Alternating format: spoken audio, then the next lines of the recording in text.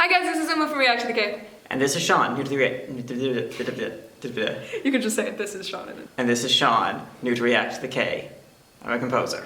Yeah, and so we already reacted to the title track. Now we're gonna go through the album because I've heard a little bit of every song from the highlight medley, and it seems like there might be something worth talking about in the songs. So we're gonna start with the intro. This came before Piri in the album order. Yeah, and their intros are always so good. Oh. Ooh, is that boat symbol? A boat tam-tam maybe? Movie-esque soundtrack with like the tom rhythms and like the da-da-da with like the... Is there brass rising in the background? There's a weird piano sound. It's really thin. Hit the toms and you think movies. Da-da-da. Okay, yeah, setting up the motives for Piri.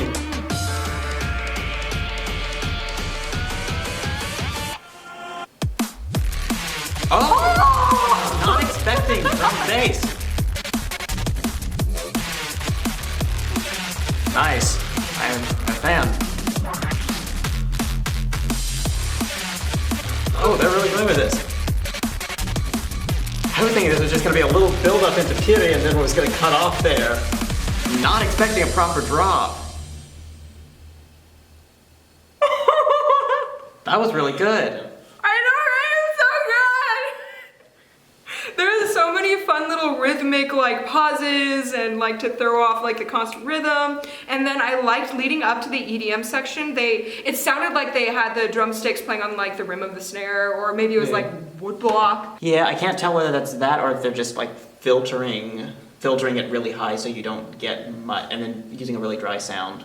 Or that, yeah. I don't know whether they're doing that more acoustically or more electronically in terms of how they're getting that sort of very high dead sound. Right, it might also just be a percussion sample, but it reminded me of the sounds of like the woody, like against not the snare drum skin sound. Yeah, that was lit! And it went places you didn't think it was going to, and it had a nice arc, because some of their past intros you feel like they cut off too soon, but this one they, like the guitar solo just led up in sound and tonal experience to the EDM, and then they faded out of the EDM part, synth part, like so nicely.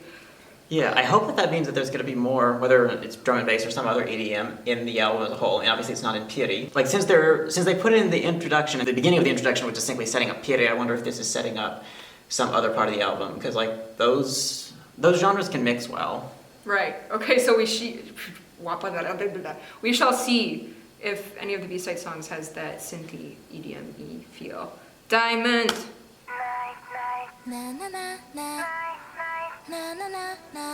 Ooh, I like this switch up between the clear voice and the muffled. Yeah. Dorian. Oh, and back down.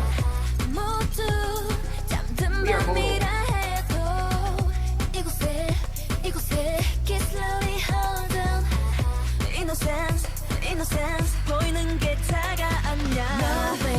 She needs to stop getting like the ends of phrases. Handong tends to get the end of phrases. I want her to get a full phrase.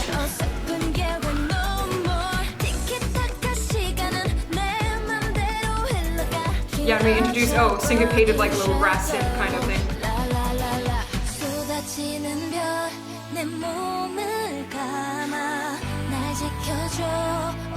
Introducing bass and guitar. Yeah. Of course. Versus the pre-chorus. Yeah. Building up a lot. Chorus. Okay, that's a lot more space than I was expecting. Yeah. What do you think of like going double time like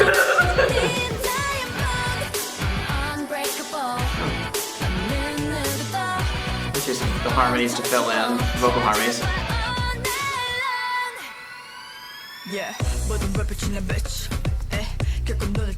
Okay.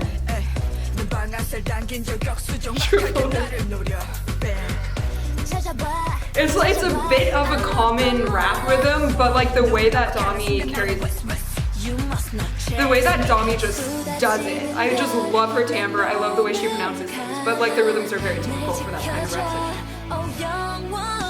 Okay. Reef major. Yeah.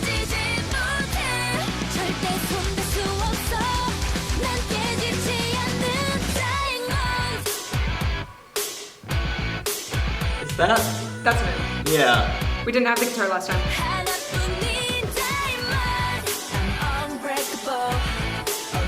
We didn't have like the upper guitar. I think we might have had the lower one, but I'm not sure. Ooh,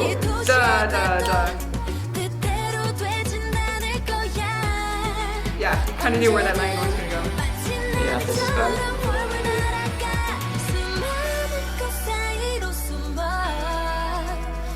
Nice rhythm break.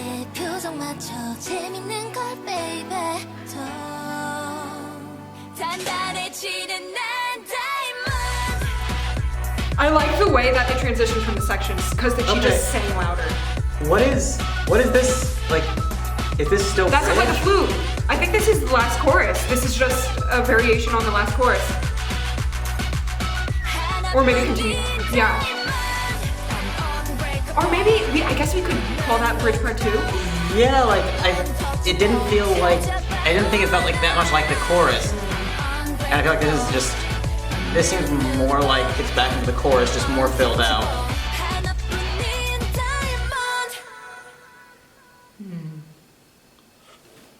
You go first because I have a little lot to say. Yeah, I thought it was good. I mean, I think Piri was stronger, but that makes sense. It's the title track.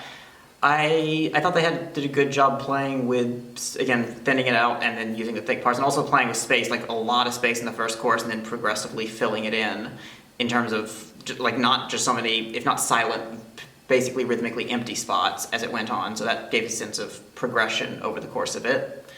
Right, and also we listened to this without the lyrics, so I'm curious to see if the lyrics by any chance started out dark and ended up lighter. It was like a very dark atmosphere, and then you just transitioned to like a normal minor key for the rest of the song with a little bit of major in one of the break sections. So I wonder if the lyrics developed at all to support that, but there weren't any lyric videos up when we checked out these songs. And then I love when Dreamcatcher, when they have a crescendo, decrescendo on while phrasing, so like just their swelling is so beautiful, and it usually GU or Yuhyun gets that line, and I love their timbres, so okay, and there was No One Left.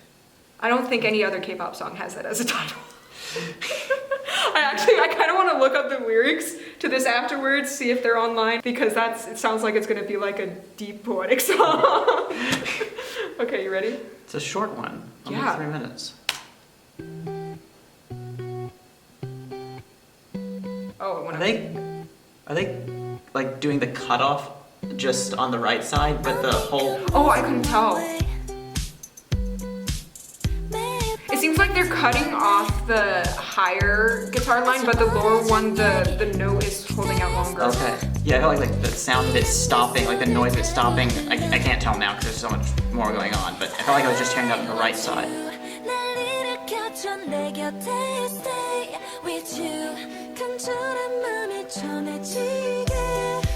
I think that was Handong. I really like her.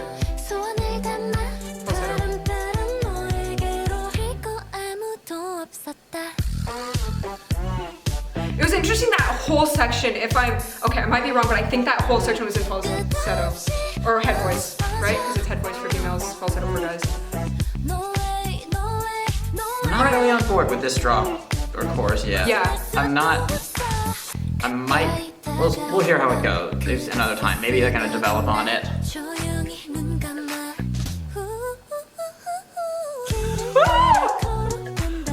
Didn't sound like there was any autotune on that.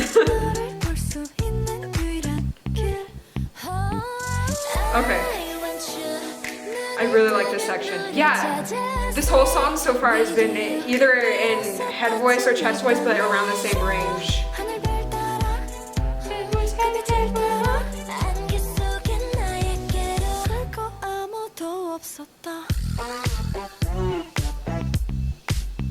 I can see the vibe it's going for, but I see why.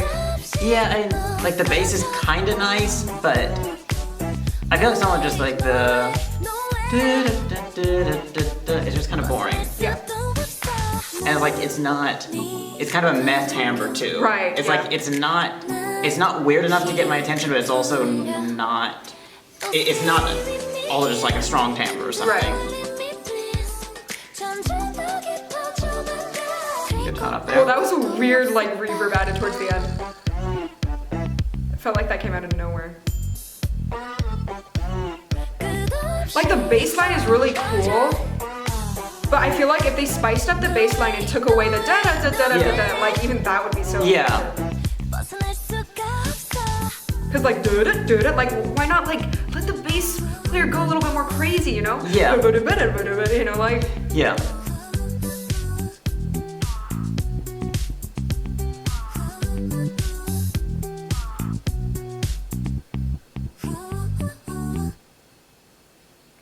Okay.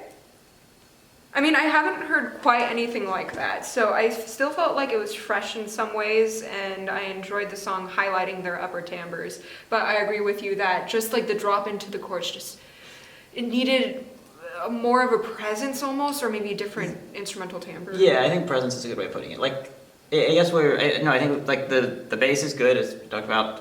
The vocals are good. The middle is kind of meh. Like I think that had the elements of a good song, but it didn't quite pull them together. I agree. So Daydream, is this gonna be light and fluffy, like a good Daydream, or are we talking about like a bad I Daydream? hope it's like super dark. Daydream! Nope. Nope, this is gonna be light. Dang, we didn't get that EDM that we wanted. No. The synth. Unless they pull on nature.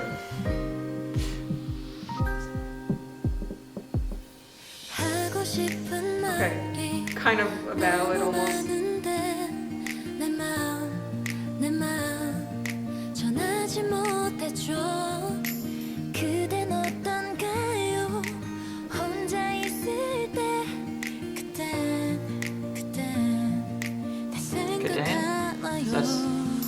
Kadan? No, try to figure out, is that Kadan the same as the end of Before Our Spring? I don't know. I'll have to. Ooh, hello. Well, the Cosmic Girls. Are we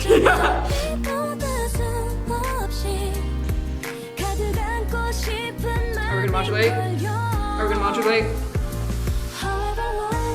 No. Wait, did we modulate? What? Did we modulate? I don't remember what key we're in. We'll see. We'll see Yeah. if it goes back. I think we stayed in the same key. I think we just had a prolongation of something else and then we went back.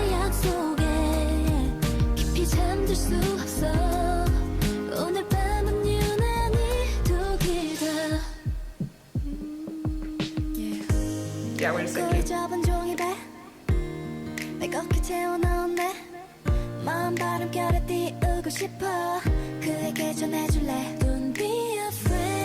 Sometimes I don't recognize one of their timbres and I feel so bad.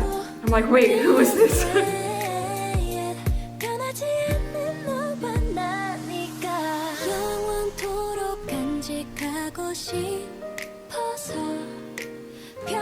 Almost descending fifth.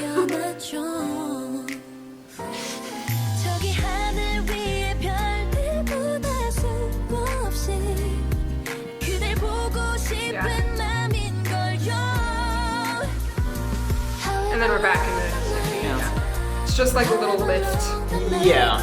Yeah, it's like there's the Cosmic Girlsy moment earlier where it's like I think it's 6 but major.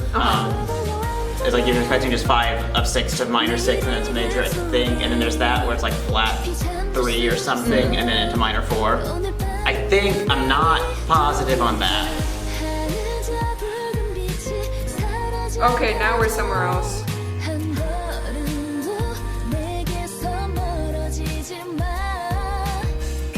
Damn it. They could have modulated from there. No, they aren't doing that lift that I'm... Oh, that's beautiful. Okay, we're going back down until we go back into...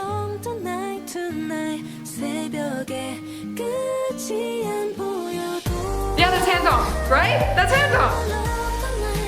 I just really like hands-on voice, guys.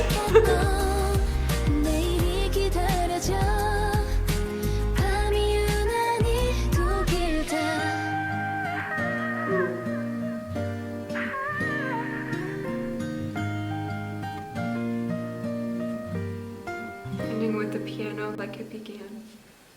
Yeah, I will say now that this is a song that I'll enjoy if I turn my music analysis brain off.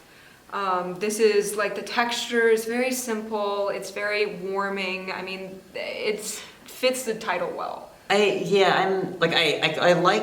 I don't know what the lyrics were going through this whole thing. Like, I assume since this album is called The End of Nightmare that this may be, like, intended as a sort of resolution of it. And I like that idea. I feel like it's a little bit too...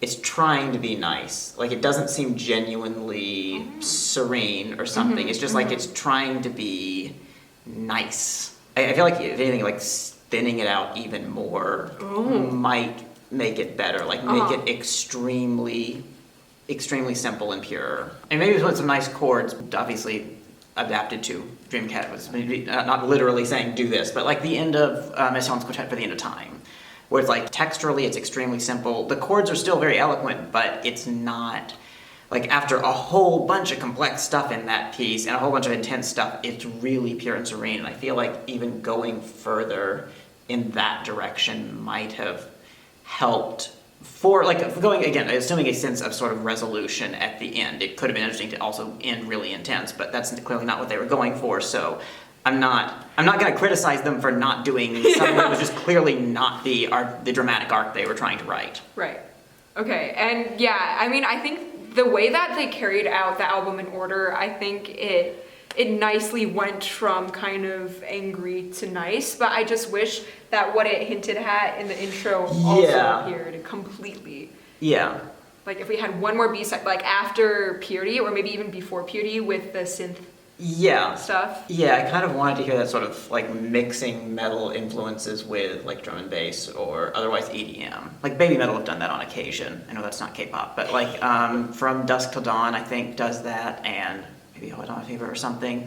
There are a couple of songs that they've done that are, like Baby Metal's more like metal with a bit of pop rather than pop with some metal, I feel like, but it's also sometimes like metal with a bit of pop and also a bit of EDM, and I feel like that works really well when they do that. Right.